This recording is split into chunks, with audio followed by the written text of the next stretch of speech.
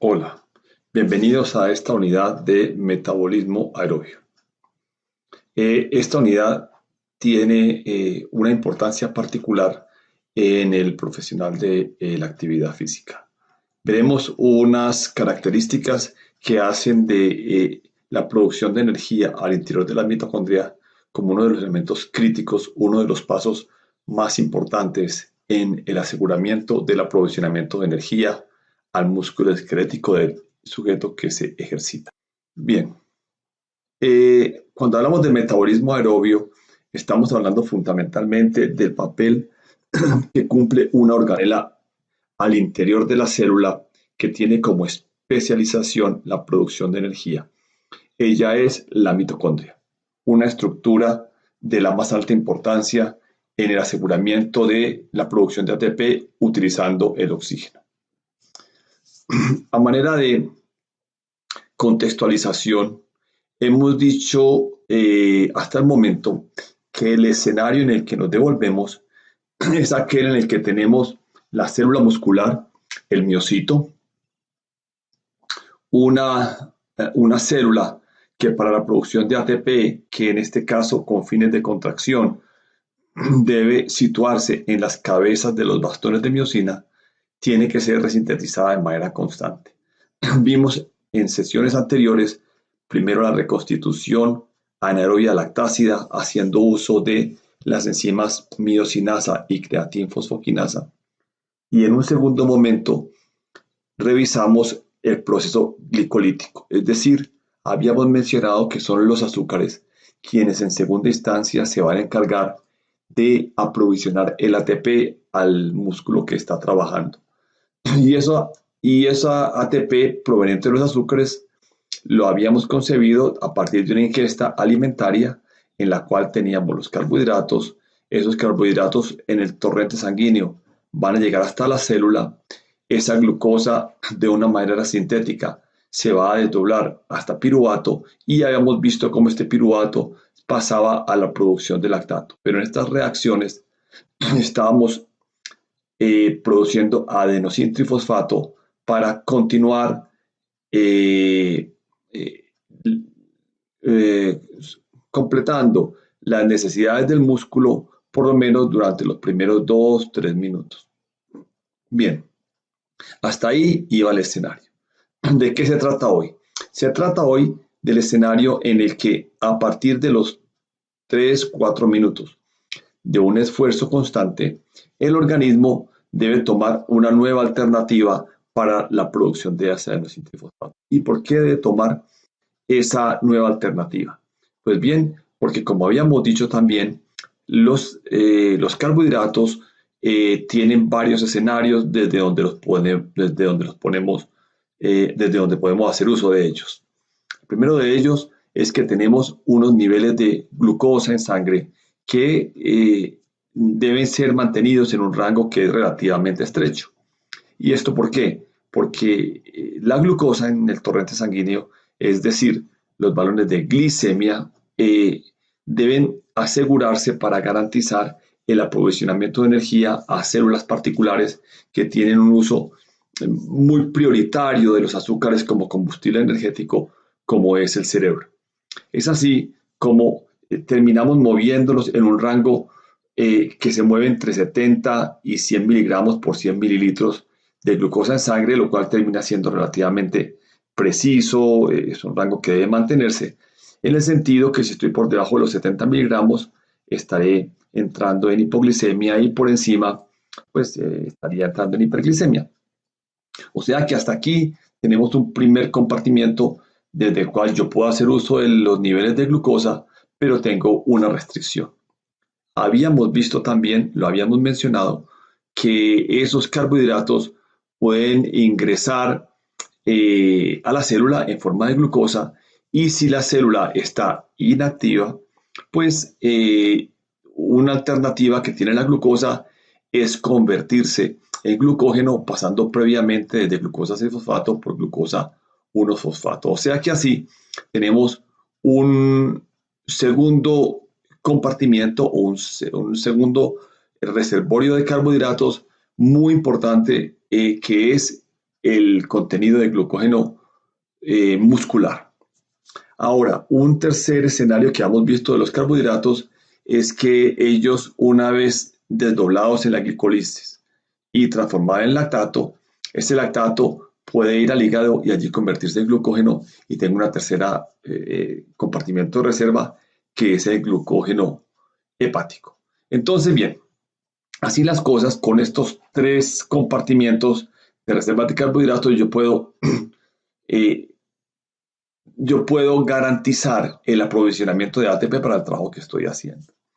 Pero es importante saber que no puedo llevarlos a límites muy bajos porque no resulta conveniente para el organismo. Y entonces, en ese sentido, el organismo va a hacer uso de una estrategia que es supremamente eficiente para ahorrar los carbohidratos. ¿Y es cuál? Es el uso de las grasas. Y aquí estamos entrando en un componente de la más alta importancia, es trascendental y se debe tener una adecuada comprensión de este escenario para entender cómo las reservas energéticas van a ser responsables del rendimiento deportivo. Bien, estas grasas, pues hay también varios escenarios. Ellas van a ingresar a través de la dieta, de los alimentos que ingerimos y pasar al torrente sanguíneo y estará circulando en el torrente sanguíneo. Ellas pueden acumularse y de hecho hay reservas al interior de las células y en este caso dentro del músculo tenemos reservas de grasas. Pero un compartimiento muy importante es aquel que corresponde a las células grasas, a los adipocitos. Estas son células que tienen entre sus funciones la más importante es almacenar, es albergar las reservas de grasa. Esas grasas se van a almacenar allí en forma de triglicéridos. O sea que con estas reservas de las cuales hablaremos más en detalle en los minutos por seguir, el organismo cuenta con una herramienta que va a activar a partir de los 15-20 minutos de un esfuerzo continuo. Este concepto es de trascendental importancia. ¿Por qué? Porque va a impactar definitivamente la manera como nosotros podemos concebir el contenido de grasa corporal. Y esto va en dos vías. Va en la vía de tener muy poca grasa o de tener un exceso de grasa. O sea que hasta aquí ya estamos hablando de un nuevo protagonista en el aporte de energía a la célula muscular y en este caso son las grasas. Muy bien, esas grasas entonces van a estar almacenadas grosso modo en el adipocito, advertí que también puede estar dentro de la célula muscular y ellas van a ser usadas en la mitocondria. O sea que aquí tenemos esta organela que está al interior del miocito y que va a poder hacer uso de esas grasas una vez esos triglicéridos sean transformados en ácidos grasos que pasan en una primera instancia al torrente sanguíneo, entran a la célula y luego al ciclo de Krebs. Segundo combustible del que podemos hacer uso durante el ejercicio son las grasas y la particularidad es que se requieren unos 15 a 20 minutos para tu activación. ¿Cómo es el uso entonces al interior de la mitocondria? Pues bien, esta organela tiene como característica que tiene una membrana externa y en su interior tiene unas crestas mitocondriales donde en su parte más interna se encuentra la matriz mitocondrial. O sea que aquí tenemos una fotomicrografía magnífica del interior de una célula donde ven ustedes las crestas mitocondriales. Entonces vamos a abordar esto revisando cómo es la estructura anatómica de la célula y cómo para poder explicar los procesos bioquímicos que al interior de ella ocurren. Muy bien, una vez el sustrato entra a la mitocondria, él va a recorrer una serie de reacciones que han sido descritas por Krebs y por eso llevan el nombre del ciclo de Krebs, también conocido como el ciclo del ácido cítrico. Bien, a la mitocondria van a ingresar en primera instancia los azúcares. Ustedes recuerdan que teníamos el piruvato y ese piruvato va a ingresar a la mitocondria y en un primer momento se va a convertir en acetilcoenzima A, una acetilcoenzima A que al encontrar el oxaloacetato va a sufrir una reacción en la cual se va a convertir en citrato. A continuación, ese citrato pasa a isocitrato y seguidamente se convertirá en alfa-acetoglutarato. Pero aquí quiero hacer una precisión que debe ser tenida en cuenta. En el paso de ese isocitrato a alfa-acetoglutarato, este transportador de hidrógenos, que es la niacina del dinucleótido, se va a oxidar, es decir, va a captar un hidrógeno y también se va a producir dióxido de carbono. Muy bien, estos hidrógenos que está captando el NAD y lo está transportando son de la más alta importancia porque son los que en últimas van a ser responsables de la producción del ATP, como lo vamos a ver a continuación. Isocitrato pasó a alfa-acetoglutarato y a su vez el alfa-acetoglutarato va a pasar a succinilcoenzima A y va a ocurrir el mismo fenómeno de los hidrógenos que acabo de mencionar. La succinilcoenzima A pasará a succinato, el succinato a fumarato y aquí un transportador diferente que es el FAD, ya no es el NAD sino el FAD, va a captar iones hidrógenos y también va a contribuir a la producción de adenosin-trifosfato.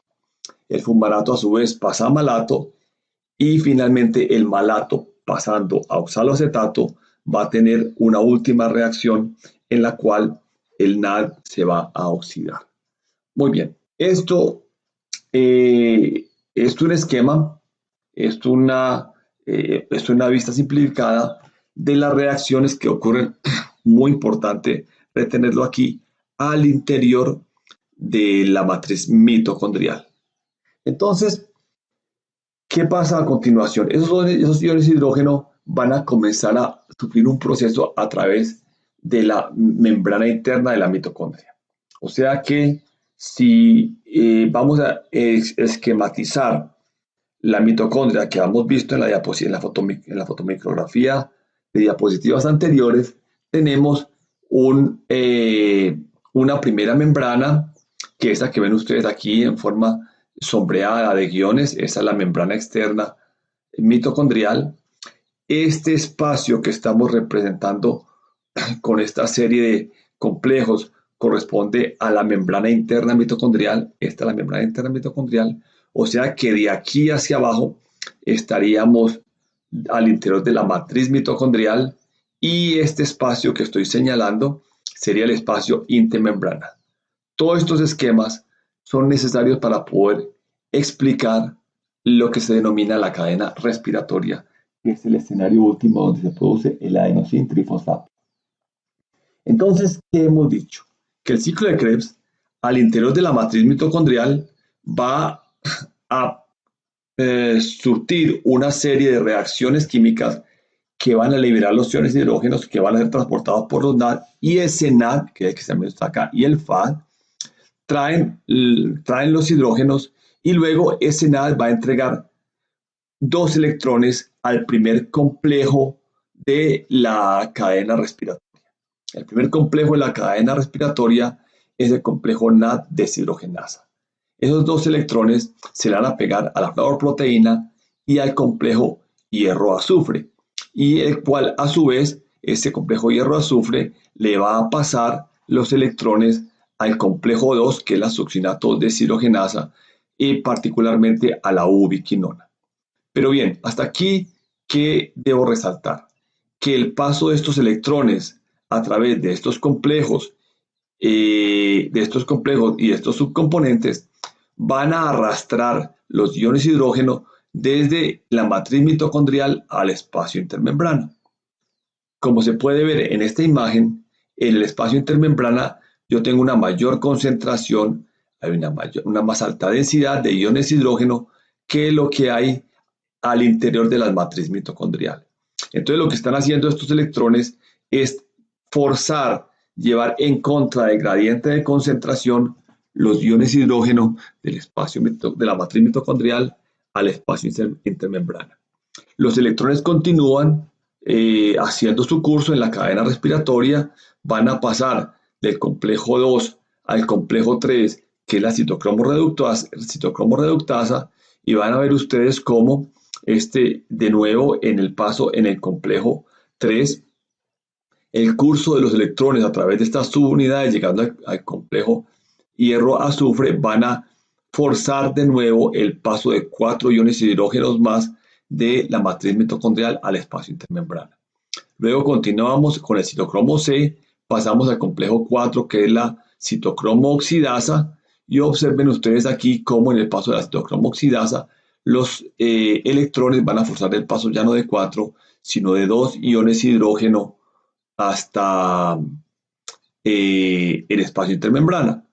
Bien, finalmente, esos electrones que habían entrado aquí en el complejo 1 van a salir en el complejo 4 y ellos van a encontrar como receptor el oxígeno, que es ese gas tan importante que hemos captado en los pulmones, que hemos transportado por la sangre y que hemos hecho llegar hasta todas las células, y en este caso particular la célula muscular, la cual permitió a través de las membranas que ingresara al sarcoplasma, y ahora ya está ese oxígeno al interior de la mitocondria, y observen la función que tiene ese oxígeno de captar hasta aquí el ion hidrógeno, el electrón. Bien, pero el hecho más importante en la producción de ATP es que en el momento que yo voy a alcanzar una alta concentración de iones hidrógeno en el espacio intermembrana, va a hacer que el gradiente de presión sea tal que a través del complejo 5, que es el complejo ATP sintasa, vayan a pasar los electrones de una manera forzada, de una manera muy rápida. Ese paso de esos iones hidrógenos va a mover las aspas de este complejo 5, y es ahí, justo en este complejo ATP sintasa, donde la energía que se libera va a ser aquella que le va a adherir un fósforo inorgánico a un ADP para formar un ATP. En la formación de un ATP se requieren que pasen 4 iones hidrógeno, de tal suerte que yo hago cuentas aquí y tengo un NAD. Cuando yo uso un NAD que suelta un hidrógeno, yo la suma que voy a tener es el paso de 4 iones de hidrógeno acá, otros 4 aquí son 8 y otros 2 aquí son 10. De tal suerte que un NAD es capaz de producirme 2.5, lo podemos aproximar a 3 ATP. Ahora, habíamos visto también que en la reacción succinato a fumarato, quien captaba los iones de hidrógeno es el FAD. Y observen ustedes aquí cómo el FAD va a ingresar el electrón, pero en el complejo 2, de tal suerte que al ingresar en el complejo 2 y empezar a hacer la cadena respiratoria, voy a tener solamente 6 electrones que voy a pasar. Por lo tanto, el FAD tiene una capacidad un poco menor de producción de ATP comparado con el NAD. Entonces, señores, hemos visto aquí un escenario ultra preciso, es decir, estamos ya al interior de la mitocondria y hemos explicado aquí el fenómeno mediante el cual las células obtienen la energía para la contracción. Esta energía de la que estamos hablando, este ATP del que estamos hablando, no es otra cosa sino el adenosín trifosfato que se ha producido en presencia de oxígeno. El hecho que la producción de esta energía haya requerido aquí la presencia del oxígeno es lo que le da el nombre a esta última vía metabólica, a esta tercera vía metabólica, la vía metabólica aerobia. Bien, entonces estos carbohidratos han hecho hasta aquí un camino en el aporte de energía que es muy interesante. Lo que hemos hecho es ingerir el carbohidrato, pasarlo al torrente sanguíneo, entrarlo a la célula, pasarlo a piruvato y hacer su curso en el ciclo de Krebs. O sea que este escenario es el cual yo voy a utilizar durante los primeros 20 minutos prácticamente, de 15 a 20 minutos de un ejercicio. Y lo había mencionado ahora, es importante tener en cuenta que solamente nos va a ser útiles durante este tiempo, porque es el tiempo durante el cual yo puedo contar con esta reserva de energía para la producción de ATP. Pero transcurridos los 20 minutos, el organismo ya debe poner en marcha una vía alterna de sustrato energético para proveer ATP que sea más eficiente. ¿Y esa eficiencia en qué consiste? Consiste en que durante más tiempo yo pueda estar aprovisionando de combustible el organismo a partir de una reserva que sea más eficiente. Esas eficientes son las grasas. O sea que a partir de los 15 a 20 minutos, la energía la voy a obtener a partir de este sustrato energético. ¿Y cómo es el tema de las grasas? Pues bien, había mencionado ahora que esas grasas estaban almacenadas en forma de triglicéridos en el adipocito, aquí tenemos el adipocito, y también los hay triglicéridos almacenados al interior de la célula muscular. Tengo ácidos grasos circulantes y triglicéridos circulantes, pero quiero hacer énfasis en el sentido en que hay unas sustancias, estas hormonas son las responsables, son unas hormonas lipolíticas, es decir, son esas hormonas que van a ser capaces de desintegrar, de fragmentar las grasas para que puedan ser utilizadas para el adenosintrifosfato. La adrenalina, noradrenalina y glucagón van a tomar su protagonismo hacia el minuto 20 del ejercicio y lo que van a hacer es separar los ácidos grasos del glicerol. Finalmente, un triglicérido no es otra cosa sino un nucleoglicerol al cual se le han unido 3 ácidos grasos. Y al momento de yo fragmentar esa estructura de separar los ácidos grasos del glicerol, lo que voy a obtener son ácidos grasos circulantes, ácidos grasos libres y también pues yo puedo tener triglicéridos circulantes. Ajá. Los ácidos grasos libres van a entrar a la célula, al miocito y van a ser utilizados en la mitocondria a través de un metabolismo aerobio que tiene la presencia del oxígeno, como lo habíamos dicho anteriormente. Pero observen ustedes igual que los triglicéridos almacenados al interior del músculo también van a estar bajo la acción de la adrenalina, noradrenalina y glucagón, que los van a fragmentar para facilitar su uso mitocondrial. Y los triglicéridos circulantes por medio de la lipoproteína lipasa también se van a fragmentar y dicho así, ven ustedes que esta organela productora de energía, que es la mitocondria, va a tener la opción de utilizar las grasas provenientes de diferentes escenarios, todas ellas siendo como resultado último la formación de ácidos grasos que son aquellos que son utilizables por la mitocondria. ¿Cómo es el paso entonces de esas grasas al interior de la mitocondria y qué papel cumple la carnitina? Bien, aquí tienen ustedes en este esquema que he traído aquí para representación, en una parte superior tenemos la membrana celular. A esa membrana celular van a llegar los ácidos grasos libres unidos a la albúmina. Ese ácido graso va a ingresar al sarcoplasma y allí, al unirse con la coenzima A, se va a convertir en acilcoenzima A y cuando llega a pasar la membrana, cuando pasa la membrana externa mitocondrial y el espacio intermembrana, allí la carnitina va a facilitar el paso de acilcoenzima A acilcarnitina y en esta forma ya va a entrar a la matriz mitocondrial donde en un primer momento esta acilcoenzima A va a sufrir un proceso de beta oxidación y a su vez la acetilcoenzima A va a ingresar al ciclo de Krebs para sufrir todo el curso de las reacciones que mencioné en diapositivas anteriores.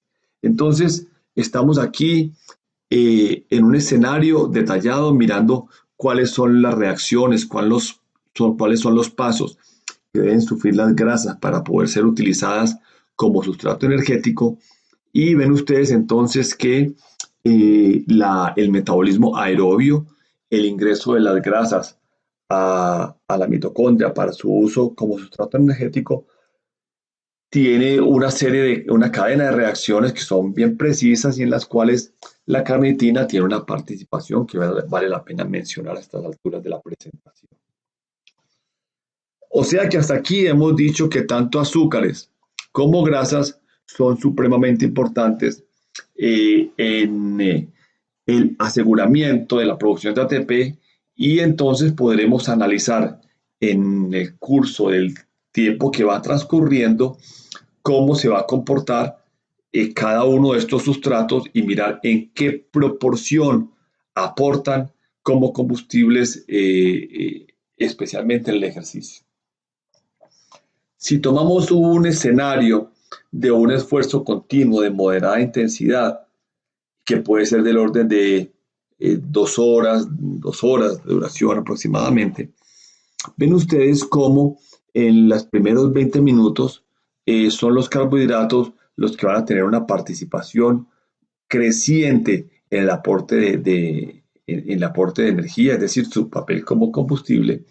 Y a partir del minuto 20, esa participación va a incrementarse fundamentalmente en las grasas y luego va a continuar a partir de la hora, siguiendo un incremento, pero ya no tan sensible como lo venía haciendo, mientras que los carbohidratos van progresivamente disminuyendo su protagonismo, su participación, porque como lo comentamos hace un rato, es importante que el sujeto garantice unas buenas reservas de carbohidratos a lo largo del ejercicio. Bien, ahora el tercer sustrato que debemos revisar frente a el metabolismo del ejercicio, frente al aprovisionamiento de energía, son las proteínas. Es importante advertir que las proteínas, a pesar de que tienen también la posibilidad de hacer un aporte calórico, su función primordial, su función primaria, está constituida por un papel plástico, un papel de configuración, de síntesis de los tejidos, de reparación de aquellas células que a lo largo del tiempo deben ser reemplazadas. O sea que una característica fundamental, la característica básica de las proteínas, es el papel de mantenimiento del tejido, de reparación de los tejidos o de incremento de la masa tisular en el caso de que en el músculo estemos hablando de las respuestas de adaptación al proceso de hipertrofia muscular. Sin embargo, estas proteínas en un momento determinado pueden resultar siendo un sustrato de mucha importancia en el aporte de energía cuando las condiciones así lo mencionen. Veamos entonces en un primer momento cuál es la secuencia que tienen las proteínas cuando ellas son llamadas a contribuir al aporte de energía durante el ejercicio. Tenemos en esta gráfica 3 compartimientos. Tenemos un compartimiento a la derecha que es el músculo esquelético, uno intermedio que es el torrente sanguíneo y uno tercero a la izquierda que es el hígado. Si ustedes ven, lo que nosotros hemos venido mencionando a lo largo de todas estas últimas presentaciones es el hecho que la glucosa va a ser un elemento prioritario como sustrato energético en la medida que esta glucosa se va a convertir a piruvato. Y bien, el asunto es que pueden existir condiciones en las cuales el individuo pueda requerir del uso de proteínas. Cuando eso ocurre, entonces a lo que va a acudir el organismo es a una desintegración de elementos proteicos que están al interior de la célula, y en este caso particular debo hacer mención del daño que sufren los miofilamentos, esos que se habían sintetizado, que habían aumentado su densidad para aumentar la masa muscular, comienzan a desintegrarse por acción de las hormonas proteolíticas. esos aminoácidos desintegrados entonces van a pasar a esos aminoácidos que pueden ser leucina, isoleucina y valina, que son aquellos que constituían una proteína y que son aminoácidos de cadena ramificada, van a encontrarse con el piruvato y mediante la presencia de un producto que contiene nitrógeno, un producto aminado, se va a convertir en alanina. Esta alanina sale al torrente sanguíneo. Luego el torrente sanguíneo hará que esta alanina llegue hasta el hígado y allí liberando un elemento, liberando urea, que es la que se va a excretar vía renal, va a seguir su curso convirtiéndose en piruvato y luego en glucosa 6-fosfato y eventualmente en glucógeno. Observen ustedes que esta reserva de glucosa o glucógeno ya podrá ser utilizada en un momento siguiente para producir ATP al interior del músculo si esa glucosa sale al torrente sanguíneo en forma de glucosa, ingresa al músculo como lo hemos visto en la primera sesión de la glicolisis y observen ustedes entonces lo que tenemos aquí es fundamentalmente un elemento que en un primer momento era proteico y que estaba haciendo parte de la estructura física del músculo, va a ser desintegrado y va a ser reemplazado, va a ser metabolizado y convertido en el hígado en un elemento, en un carbohidrato. La configuración, la creación de una reserva de un carbohidrato a partir de un sustrato que no era un carbohidrato, que no era un azúcar, se denomina un fenómeno de gluconeogénesis. ¿En qué casos entonces nos va a poder resultar evidente la desintegración de las proteínas para la producción de adenosín trifosfato? Pues bien, el primer tema es que es muy importante, y lo vamos a ver a continuación, el contenido de azúcares y de grasa en el cuerpo. Este es un factor que va a determinar en qué proporción vamos a empezar a utilizar las proteínas como sustrato energético. Sabemos también que sesiones de entrenamiento con un alto volumen y con alta intensidad van a favorecer, van a precipitar la desintegración de las proteínas para que sean convertidas en sustrato energético. Este fenómeno se va a denominar el fenómeno de catabolismo proteico y las hormonas que están involucradas fundamentalmente con esta desintegración de las proteínas son las catecolaminas, adrenalina y noradrenalina. Bien, entonces hasta aquí lo que hemos mencionado fundamentalmente es que existen tres tipos de sustratos energéticos que pueden ser utilizados para la producción de ATP en el músculo. Tenemos en un primer lugar los carbohidratos, recuerden ustedes cómo esta glucosa va a poder ser utilizada en condiciones anaerobias o aerobias. En segundo lugar, vimos el papel que cumplen las grasas mediante el proceso de beta-oxidación y cómo pueden contribuir así a la producción de ATP. Y por último tenemos el papel que juegan las proteínas también eventualmente en ese escenario. Entonces, respecto a las proteínas, vale la pena también mencionar que es muy importante para el profesional del ejercicio tener presente que esa utilización de proteínas debe evitarse en la medida de lo posible. Es importante estar atentos a saber cuándo el deportista está haciendo un catabolismo proteico. Esto se puede establecer mediante diferentes métodos. Uno de ellos es el método antropométrico, mediante el cual yo puedo conocer el contenido de grasa corporal mediante mediciones de los pliegues grasos y los perímetros, y cuando yo tenga evidencia de que esa masa muscular se ha ido disminuyendo y a pesar del entrenamiento, en vez de aumentar la masa muscular a mantenerse, ella se está fundiendo, está disminuyendo, es necesario pensar si el sujeto está haciendo un fenómeno, está en un estado de catabolismo proteico, porque debe ser evitado a toda costa. Bien. Revisadas entonces estas vías metabólicas, hasta aquí realmente hemos ya visto todas las alternativas que tiene el organismo para obtener ATP a partir de los sustratos energéticos. Es importante saber que finalmente el organismo tiene una estrategia para garantizar que haya siempre reserva reserva energética suficiente. Y eso lo sabemos a través del contenido de grasa corporal. Eh, el contenido de grasa corporal tiene una particularidad. Es que a pesar de que esta grasa corporal puede ser considerada con frecuencia como un escenario indeseable si tengo exceso de grasa, el tener déficit de grasa también va a ser una problemática que debe ser revisada, que debe ser analizada mediante diferentes estrategias. Sabemos ahora que para el normal funcionamiento el organismo tiene que estar con un mínimo de grasa que garantice funciones que se llaman vitales.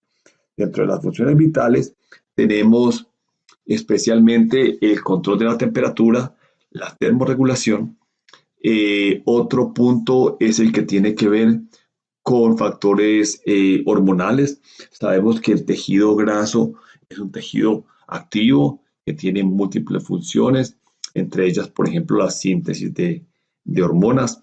Hormonas como los estrógenos sufren una reacción de aromatización al interior del adipocito, haciendo que eh, sea necesario un contenido mínimo de grasa, especialmente en mujeres, para la formación de estas hormonas y para garantizar así entonces que el ciclo hormonal se dé satisfactoriamente. Y tercero, pues también cumple un fenómeno físico de protección de las vísceras y digamos pues que se concibe, dependiendo del método antropométrico, que un hombre debe estar, dependiendo del método, pero más o menos cercano, debe contener al menos el 10% del peso corporal en lo que denominamos la grasa vital.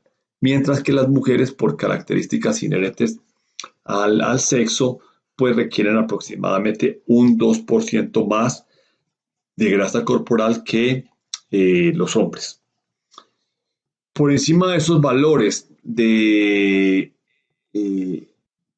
de contenido mínimo de grasa corporal, de grasa vital, se espera que un individuo tenga aproximadamente el 5% de grasa adicional en forma de grasa grasa de reserva. Es con esta grasa de reserva con la que nosotros nos vamos a eh, sentir confortables haciendo ejercicio en la medida que podemos avanzar en el tiempo obteniendo energía desde esta reserva sin que se me afecten los valores de glicemia.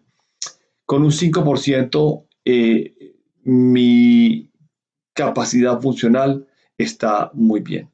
Sí, y está demostrado pues que las tareas físicas las puedo realizar a cabalidad óptimamente. Pero si este individuo tiene una ingesta de calorías mayor a las que él gasta, pues al organismo no le queda otra alternativa sino continuar almacenándolas por encima de ese rango normal de grasa de reserva y vamos a decir que cuando los hombres están por encima del 15% aproximadamente y las mujeres por encima del 17% aproximadamente van a entrar en sobrepeso y de ahí en adelante estamos en obesidad. Entonces, esta gráfica que estoy mostrando aquí es para mostrar grosso modo cómo el contenido de grasa vital es el que está representado en azul. Miren ustedes que globalmente las mujeres tienden a tener un contenido de grasa vital un poco por encima que los hombres. En verde tenemos el rango de grasa de reserva. En amarillo, la grasa que va a ser considerada como sobrepeso y definitivamente en color naranja los individuos que ya son obesos. Entonces, el valor energético de Estos nutrientes se mide en términos calóricos y la unidad es la caloría. En términos biológicos también se ha equiparado el término a kilocaloría, kilocaloría, aunque técnicamente pues una kilocaloría corresponde a 1000 calorías. Pero como quiera que sea, esto corresponde a un parámetro térmico, es la energía térmica que necesito para subir un gramo de agua de 14.5 a 15 grados centígrados. Concepto importante a tener presente porque finalmente es en términos de calorías o kilocalorías que yo voy a medir el gasto del ejercicio, el gasto del metabolismo de 24 horas de un sujeto y también de cuánto equivale a lo que él va a ingerir en la dieta. Entonces, muy importante a este punto de la presentación reflexionar sobre un tema que tiene que ver con qué tanto potencial energético tienen los carbohidratos comparado con las grasas y con las proteínas. Pues bien, si yo tomo un gramo de carbohidratos, este me va a aportar unas 4 calorías, las proteínas más o menos lo mismo, pero observen ustedes que la grasa aporta más del doble de las calorías que aporta la misma unidad de volumen de carbohidratos o de proteínas. Y entonces, así las cosas, pues vamos a ver en la grasa un sustrato energético de altísima eficiencia porque en la medida en que se contenga en un volumen determinado más energía, me va a dar más eh, alternativas en términos de duración del ejercicio. Observen ustedes que un kilo de grasa corresponde a 7000 calorías y si nosotros pensamos un poco que un individuo promedio, un hombre sano, no atleta, debe consumir en 24 horas 2000 kilocalorías, pues un kilo de grasa corresponde casi a 3 días y medio de 3 días y medio de lo que ingiere un sujeto sano. Entonces, importante tener en cuenta que la grasa como sustrato de reserva energético es un elemento que tiene un enorme potencial, representa una gran acumulación de energía y corresponde finalmente a una unidad térmica que proviene de los alimentos que hemos ingerido en la dieta. Entonces, bien, ¿qué tanto eh, aportan los nutrientes que ingerimos en la dieta? Entonces, para tener una idea de como la proporción en términos calóricos y en términos metabólicos, como qué tanto se puede mover un deportista o un sujeto sedentario en términos de lo que ingiere alimentos, vamos a colocar ejemplos populares. Pues miren ustedes que una Coca-Cola 250 tiene unas 105 calorías, lo cual corresponde a un porcentaje importante del total de calorías que yo tengo permitido ingerir en un día, sobre todo si parto del estimado que un hombre adulto, sano, joven, promedio, debe ingerir en un día o quema en un día unas 2000 kilocalorías o calorías y una mujer unas 1500. Tenemos una alta prevalencia y una alta preocupación en términos de intervención en salud acerca de los individuos que están en sobrepeso u obesidad. Este es un desafío mayor para todos los profesionales del ejercicio en términos de cómo debemos abordar el ejercicio físico como estrategia para mejorar para mejorar el contenido de grasa corporal. Si miramos entonces el aporte calórico de otros nutrientes, miremos por ejemplo qué tanto va a aportar una hamburguesa con la correspondiente gaseosa. Observen ustedes que es un aporte calórico supremamente alto y esto va a hacer entonces que las calorías extras que este individuo ingiera y no queme en la cotidianidad son aquellas que se van a convertir en tejido graso. Ok, Visto este escenario, entonces podemos empezar a hacer una síntesis sobre cómo van a interactuar, cómo de una manera coordinada van a ir traslapándose las diferentes vías metabólicas. Es importante mencionar que para poder concebir el metabolismo del ejercicio, debemos pensar que desde el momento en que el individuo pasa de las condiciones de reposo a la actividad, es desde ese momento cero, si lo llamamos así, que las diferentes vías se van a ir activando. En el entendido que habrá una que interviene primero, luego se irá traslapando una segunda y luego irá apareciendo la tercera. Una manera didáctica de poderlo representar es lo que aparece en esta figura, donde ustedes tienen en el eje vertical, en el eje Y, tienen qué tanto aporte de energía le va a dar al organismo cada sistema. Observen ustedes que tan pronto yo hago la transición de quieto a ejercicio, aparece una primera vía metabólica que la he mencionado ya varias veces, es la vía anaerobia lactácida, pero quiero representar aquí la velocidad con la cual ese sistema se agota. Había dicho yo que tiene su máximo potencial hasta los 10-12 segundos. Pero en la medida que el tiempo va transcurriendo, va a hacer su aparición una segunda vía metabólica, que es la vía anaerobia lactácida. Como ustedes ven, esa vía es la que va a tomar las riendas de la producción de ATP o del aseguramiento de ATP en segunda instancia y va a tener un desempeño que se va a mantener más o menos estable hasta los 2 minutos, hasta los 3 minutos y luego comienza a decaer. Esta presencia del metabolismo lactácido tiene las características que hemos mencionado en sesiones anteriores en términos de la responsabilidad que tiene el lactato que de él se deriva y cómo puede contribuir a la aparición de fatiga, pero en última instancia vamos a tener la aparición de la última vía metabólica, que es la vía aerobia.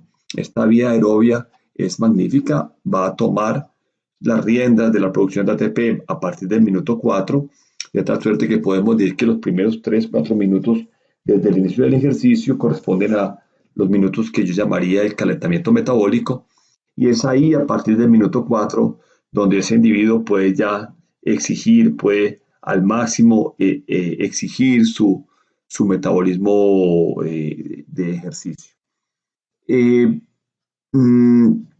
Muy particular es el hecho que si bien en la vía lactácida habíamos hecho énfasis en que el lactato podía ser un factor de limitación del ejercicio por la vía del bloqueo de la inhibición de la fosfofructoquinasa, este fenómeno no va a estar presente, no existen mecanismos de inhibición enzimática cuando hablamos de las reacciones al interior de la mitocondria en el ciclo de Krebs, y esa es una gran ventaja, lo cual va a hacer que siempre y cuando ese músculo, esa mitocondria, cuente con un buen aprovisionamiento de oxígeno y tenga asegurado el aporte de los combustibles, ya sea de los carbohidratos, en segunda instancia de las grasas y eventualmente, pues aunque no debería ocurrir, de las proteínas, es un sistema prácticamente inagotable. Esa es la gran cualidad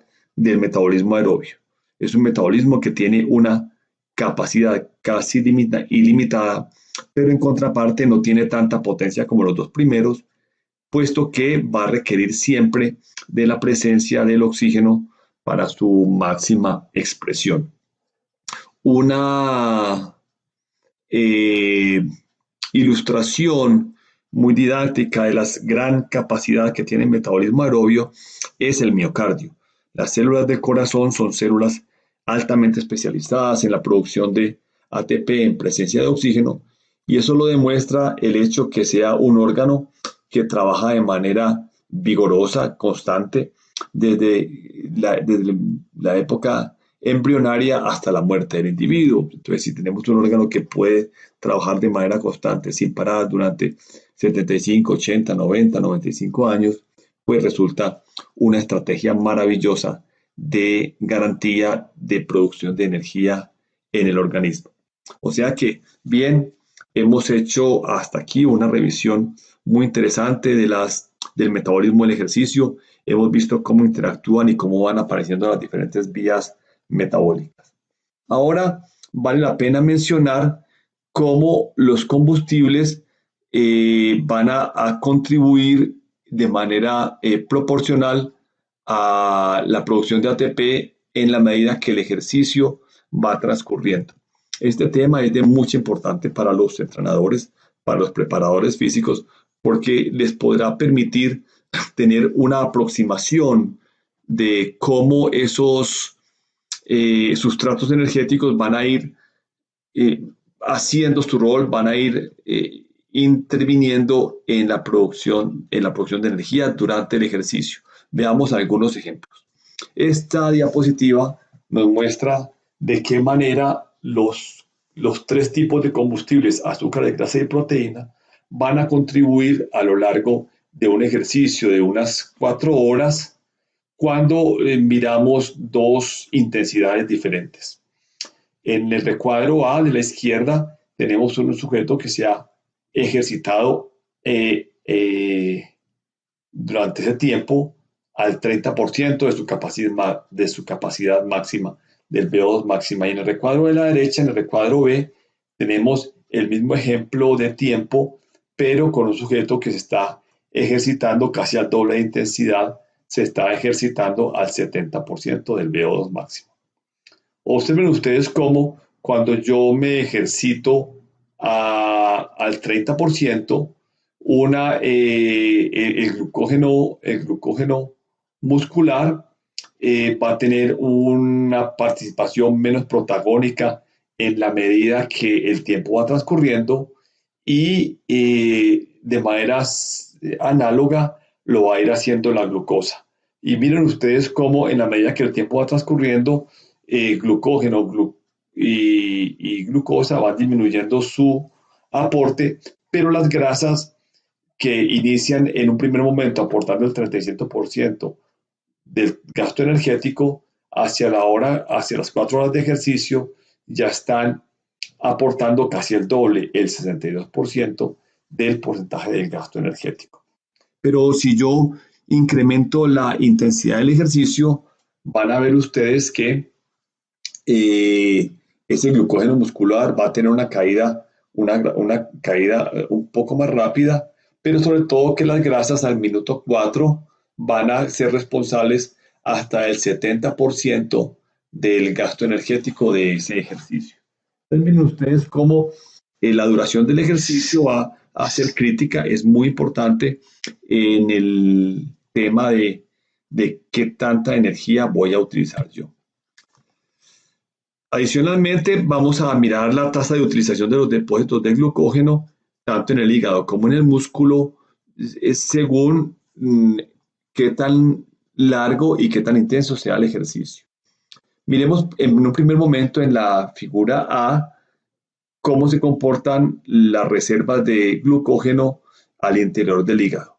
En este caso, el sujeto realiza una actividad de 4 horas de duración y si este sujeto se ejercita al 85% del VO2 máximo, como ocurre en las prácticas de triatlón o maratón, se va a observar que ese glucógeno hepático va a caer de una manera mucho más rápida, de una manera más vertiginosa, comparado con un ritmo de una prueba de ultramaratón en la cual el sujeto se está ejercitando más o menos al 70%, 75% del VO2 máximo. Entonces miren ustedes cómo las reservas de glucógeno en síntesis caen más rápido en la medida que el ejercicio es más intenso.